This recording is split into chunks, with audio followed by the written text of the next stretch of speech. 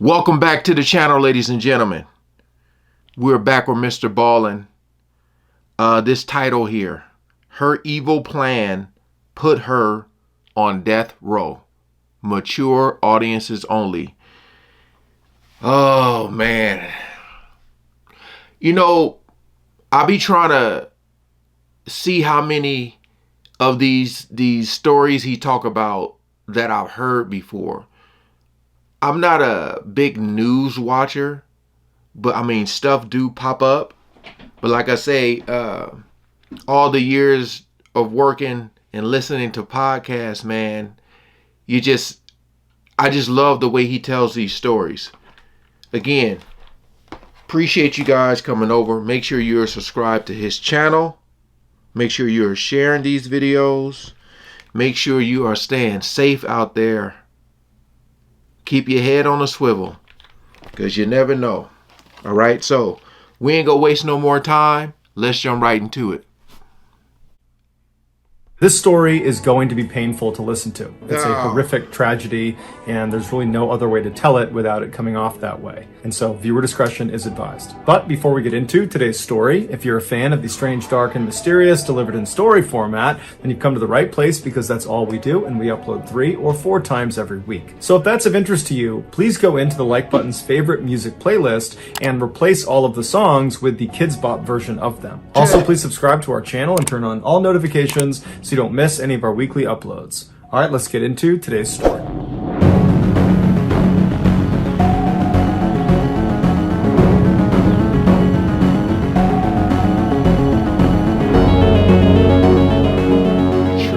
In the early 1960s, 2 high school classmates in South Carolina named Carol and Reggie fell in love with each other.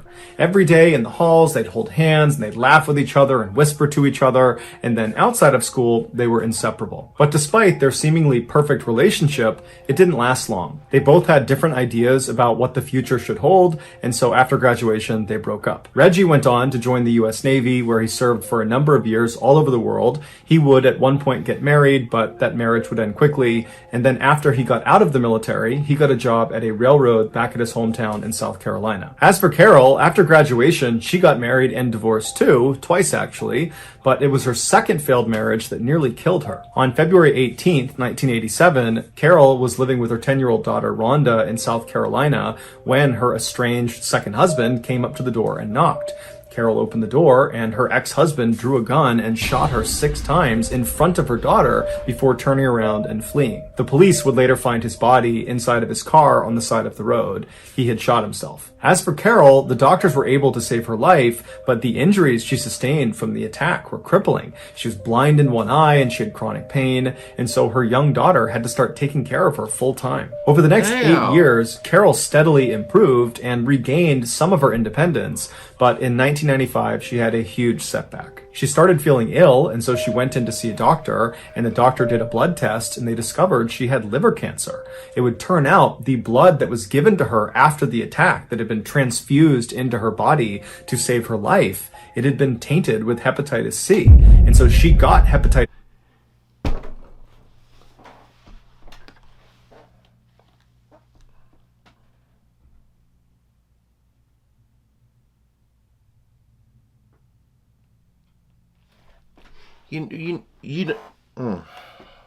Mother.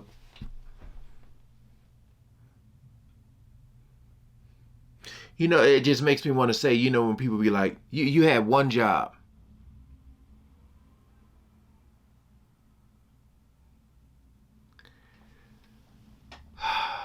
C without realizing it, and because it had been untreated, it led to liver cancer. Rhonda remembers when her mother came home after being given this terrible news, she just sat down and was silent for a minute, and then she just kind of muttered to herself, I just can't get away from this man. He's killing me all over again. But despite being dealt such an unfair hand in life, Carol was determined to not let her injuries or her illness define her. And so she went out looking for a job that could accommodate her physical limitations, and she found it. She was hired as a part-time customer service rep for a television cable company. She was very happy about about this job and very proud of it because it was the first time she was working after the attack, and so for once it felt like her life was going back to normal again. A few years later, in 2000, when Carol was working at the cable company, her phone rang and she answered it the way she answered every other call, but the voice she heard on the other end, she immediately recognized. He introduced himself as Reggie Sumner, and so Carol asked him, "Are you the Reggie Sumner from 1962 at Garrett High School in South Carolina?" And he said, "Yeah, that's me." And Carol said, "I'm your ex-girlfriend. We dated in high school." And so it was this incredible reunion, this totally chance phone call, and for the next hour or so, they just chatted on the phone about everything from their kids to their relationships they've been in to what they're up to now. Man. I mean, they had a lot to catch up on since they hadn't seen or heard from each other in nearly 40 years. And so before they hung up, they realized they lived near each other, and so they made plans to get together in person. Rhonda would say her mother, when she came home that night, was like a 16-year-old girl all over again. She talked endlessly about how great Reggie was and how good-looking he was and how excited she was about their upcoming date. And so a couple of days later, Carol and Reggie have this date, and when Carol comes home, Rhonda would say it was obvious her mother had fallen head over heels in love with Reggie all over again. And luckily, Reggie had fallen in love with Carol too, because less than 6 months later, they got married and became Mr. and Mrs. Sumner. Wow. Within a year of their marriage, they decided to sell their home in South Carolina and move to Jacksonville, Florida to retire. Even though caring for her mother for all those years had been quite difficult for Rhonda, she said she was very sad to see her mother go, but at the same time, she was really happy for her because it seemed like she had found the one. Over the next couple of years, Rhonda stayed in touch with her mother, speaking to her almost every single day on the phone. But in July of 2005, Rhonda's mother stopped answering her phone. At first, Rhonda wasn't that concerned, but after 24 hours of not hearing from her mother or from Reggie, she did get concerned. Because even though Reggie was able to care for Carol, he wasn't in the best shape himself. He had debilitating diabetes, and he had recently broken his leg, and so was largely confined to a wheelchair. And so if they were to leave their house for an extended period of time, they wouldn't do it without asking for help from Rhonda. And so over the next couple of days, Rhonda incessantly called her mother and called Reggie, but she never got through to them. And so finally, after almost 72 hours of not hearing from them, she decides to just hop in her car and drive the 4 hours to Jacksonville to check on them personally. When she got there, she saw her mother and Reggie's car was not in the driveway like it normally would be. And so Rhonda went up to the front door and she knocked and she's yelling for her mom, but nobody's coming to the door, even though lights are on inside the house. And so Rhonda eventually tries the handle of the door and it's open. And so she opens it up, she steps inside, she yells again for her mom and for Reggie, but no one yells back. And then she sees their beloved dog, Mikey, that they brought everywhere with them, was still in the house. And so she's thinking, where would they have gone without bringing Mikey? And so Rhonda continues to walk through the house into the... My heart had dropped. Oh, my heart had dropped. When he said she saw the beloved dog, boy.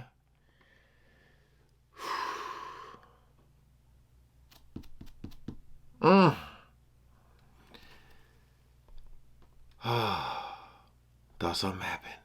Everywhere with them was still in the house. And so she's thinking, where would they have gone without bringing Mikey? And so Rhonda continues to walk through the house into the kitchen. And when she gets there, she sees on the table are 2 plates of food where the food looks like it's a couple of days old and it's just sitting on the plate like they had been eating it and then just abandoned it there. And then in the sink are all these dirty dishes. And then on the stove are half-cooked pots of food. And Rhonda knows her mother is an extremely tidy person and she never would have left her house with dirty dishes and food out on the table. And so red flags are going up for Rhonda, but what ultimately sealed the deal for her was when she turned and looked on one of the counters, she saw the cell phone that Reggie and Carol shared was still sitting there along with Carol's purse, and then next to that was both of their medications, which was Reggie's insulin and Carol's liver cancer medication, both of which were life-saving and needed to be taken every single day. There's no way they would have left the house without those things. Right. And so Rhonda immediately calls the Jacksonville Police Department and she files a missing person report.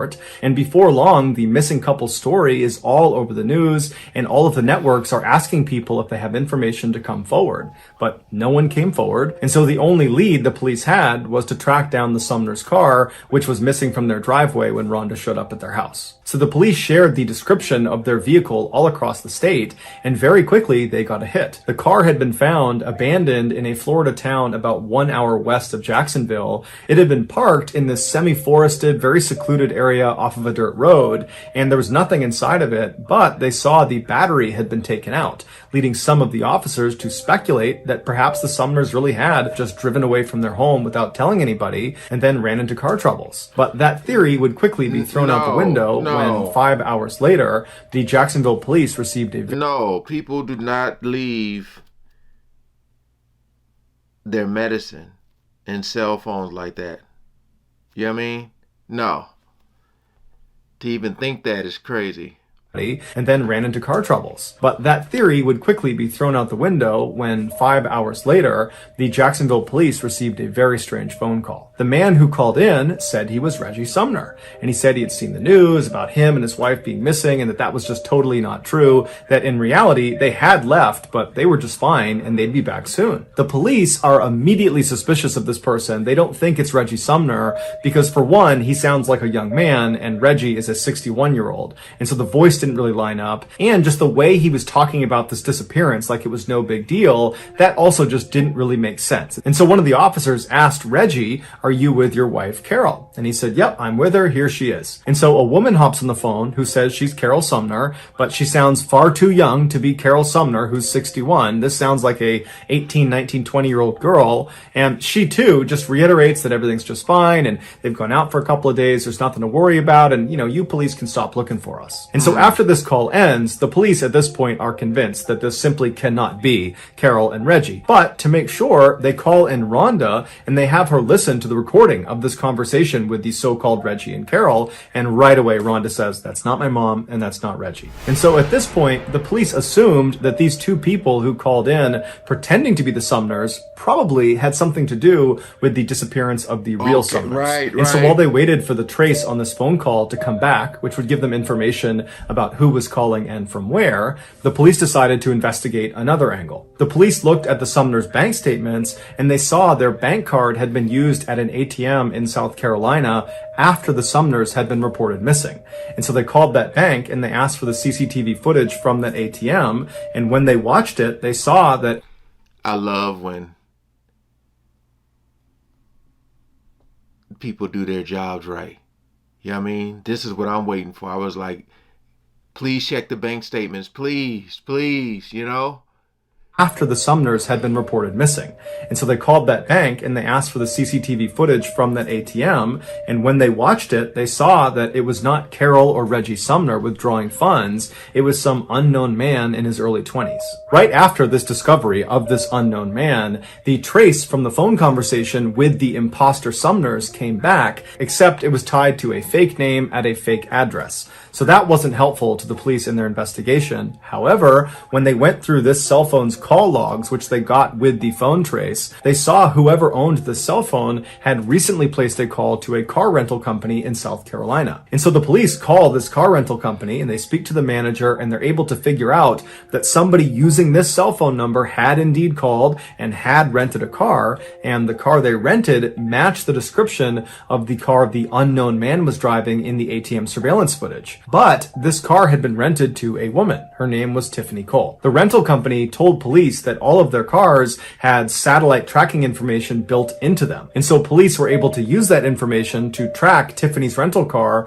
to a motel in South Carolina. The initial thought was that maybe the Sumners are being held against their will in this motel. And so very quickly, a police force was organized, and on the morning of July 14th, so 6 days after the Sumners were listed as missing, they arrive at this motel. They go to the front desk, they find out what room Tiffany is in, they get the key, and they go up and they open the door. The Sumners were not inside. Instead, there were 3 young adults sitting there. It was 24-year-old Tiffany Cole, her boyfriend, 23-year-old Michael James Jackson, and his friend, 19-year-old Alan Wade. Also in the room were dozens of bags of recently purchased merchandise, like computers and video games and clothes and perfume, and also they discovered the key to the Sumners' vehicle and Reggie Sumner's prized coin collection. The police brought all three back to the police station and put them in separate rooms to be interrogated. At this point, it was obvious to police that these three had something to do with the Sumners' disappearance. They had all these things in the room that tied them to the missing couple.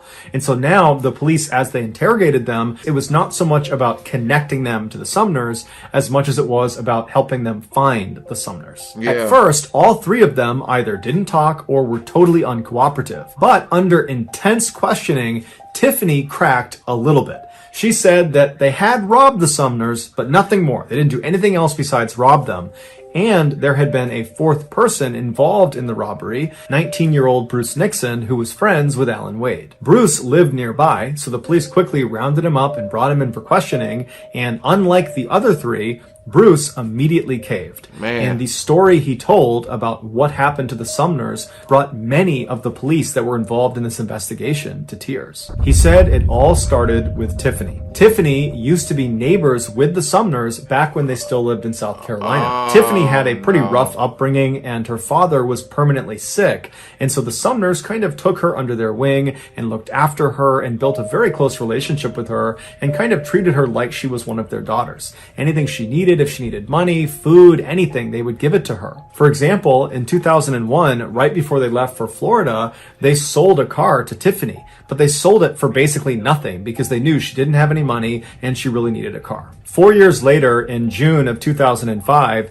Tiffany was partying in Jacksonville, Florida with her new boyfriend, Michael James Jackson, when they got kicked out of the house they planned on staying in for the night. And so now they don't have a place to stay, they don't have Michael, let me just leave it alone. money, and that's when Tiffany remembers the Sumners had moved to Jacksonville and they would always help her out if she needed anything. And so the two of them drive to the Sumners house in the middle of the night, they haven't called them, and they just knock on the door, totally uninvited, and Carol comes to the door, and when she opens it, she sees Tiffany, and immediately she's like, "Oh my goodness, I haven't seen you in so long, come in, who are you? Oh Michael, great to meet you, come on inside, I'll get you food, we'll get you fed, what do you need, what can we do for you?" And so that's when Tiffany explains to them that their plans had kind of fallen through and they didn't have a place to stay that night, and would it be possible to stay with them? And so Carol and Reggie right away say, "Absolutely no problem. Tiffany, Michael, you guys are guests here. You're welcome. Stay as long as you want." And so that night, Carol cooked a big meal for them and they all sat down at the table. And at some point, Carol and Reggie talk about the sale of their house in South Carolina. And somehow it came up that they had made $99,000 in profit from this sale. And they were so happy about it because now they could really retire comfortably. And so as soon as they said that, Tiffany and Michael shot glances at each other because they knew they had to come back and rob them. The next morning, Carol and Reggie got up early, they made coffee and they made breakfast, and they were hoping that Tiffany and Michael would stick around for the day and spend some more time with them. But Tiffany and Michael were very quick to want to leave. They said, "Thank you very much, we got to hit the road." And so they left. And as soon as they get in the car, they start planning how they're going to come back and rob the Sumners and get their hands on that $99,000. 1 month later, on the evening of July 8th, after all robbery preparations have been made, Bruce Nixon and Alan Wade show up at the Sumner house and they knock on the door.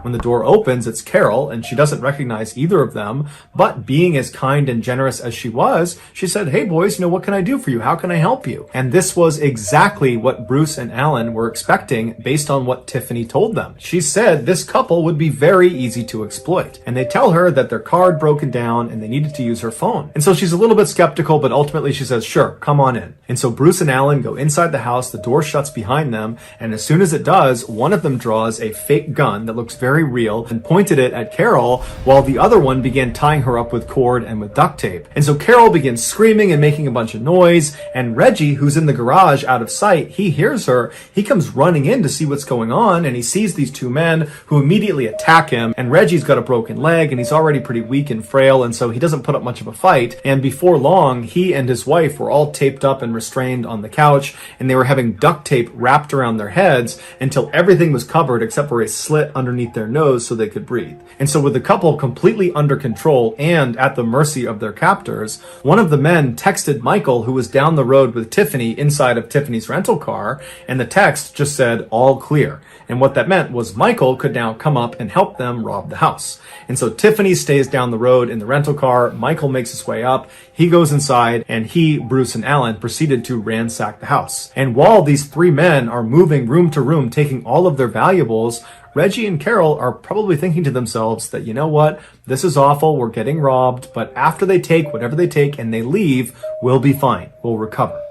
But when these three men finished taking all of their valuable items, they decided that they would also take Reggie and Carol. So they stood the couple up and they marched them into the garage and they put them in the trunk of their own car. At this point, I'm so happy, you know, we have cameras now. The Ring, your neighbors have cameras, just all that stuff. Because in my mind, I'm thinking all this is going on.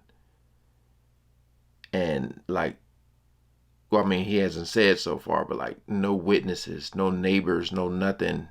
You know what I mean? Seeing people going in and out and all that stuff. Man. Also take Reggie and Carol. So they stood the couple up and they marched them into the garage and they put them in the trunk of their own car. At this point, Bruce left the Sumners' house and went down the road and got in Tiffany's rental car, and Michael and Alan, they got into the Sumners' car, and the two cars met up on the road and then drove 40 minutes northwest just over the border into Georgia, where they found this access road and they went down it until they reached this very secluded section of forest. This was not just some random spot in the middle of the woods in Georgia. This was a pre-selected spot that Tiffany and the others had been out to 2 days earlier to prepare it.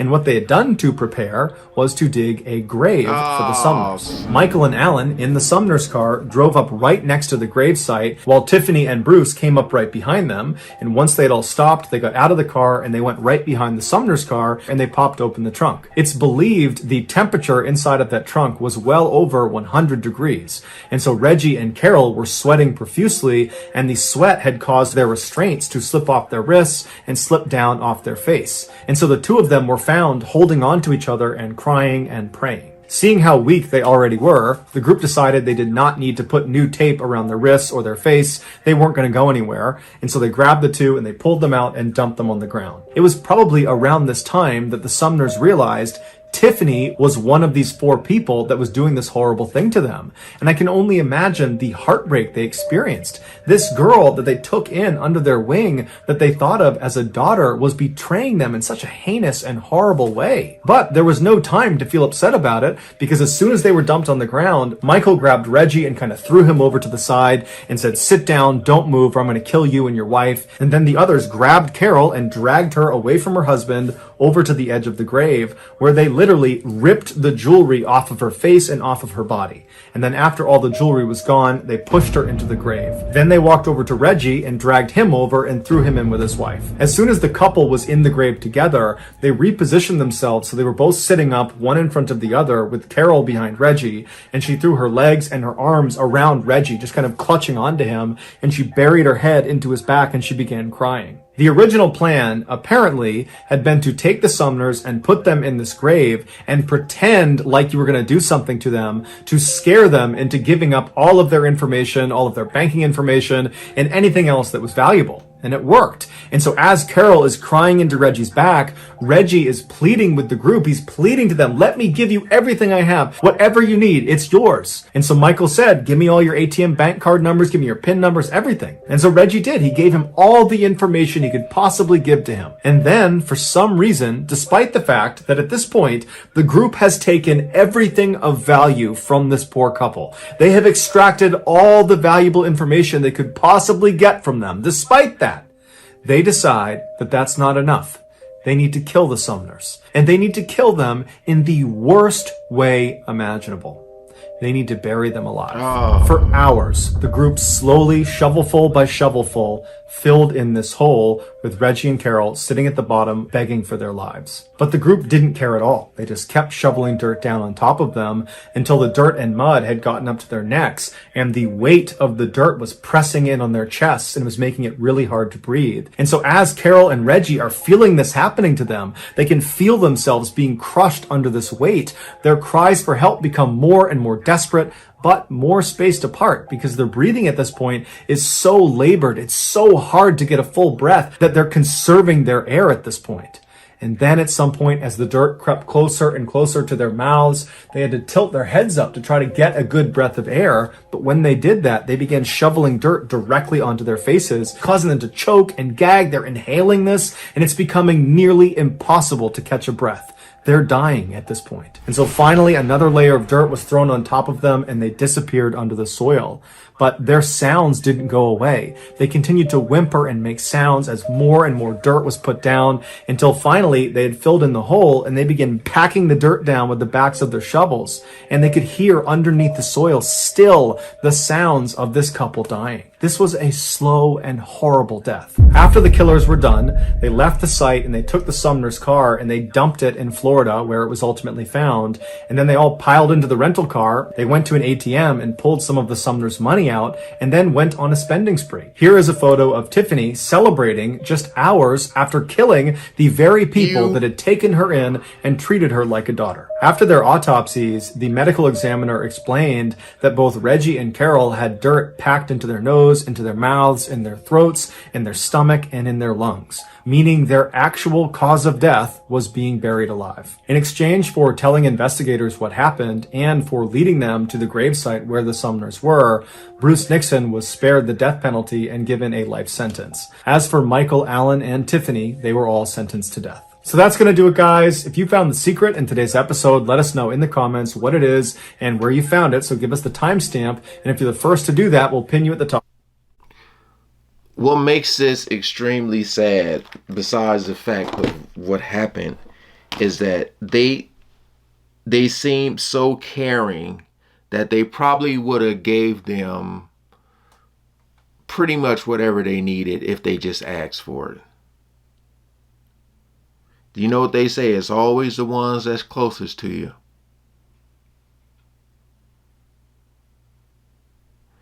It is a bunch of evil mother lovers in this world, man.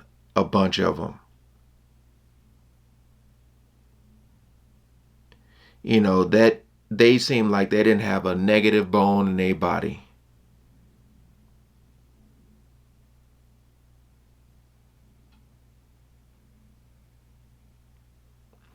It's crazy, man. Like they gave them everything they asked for. That's how stupid people be too. Because they feel like they're not going to get caught. They could have did what they did and took them out of that grave. And knowing that couple, they probably wouldn't even said nothing. Because they probably didn't want her to go to jail. You know what I mean? Like, they probably would have felt so bad. Like, oh, if we tell, she'll go to jail. And they probably wouldn't have said anything. And just to see her face, like, celebrating. Like, come on, man. You know, growing up how I grew up, where I grew up, I've seen a lot of crime and violence.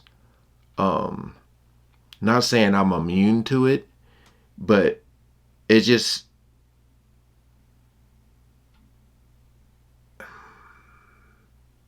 being buried alive, man. It's just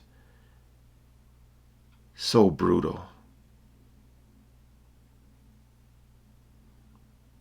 Yeah, I'm used to people getting shot, stuff like that, but buried alive. Oh. All right, you guys. Again, appreciate you guys coming over and watching. Make sure you're subscribed to his channel. Peace out.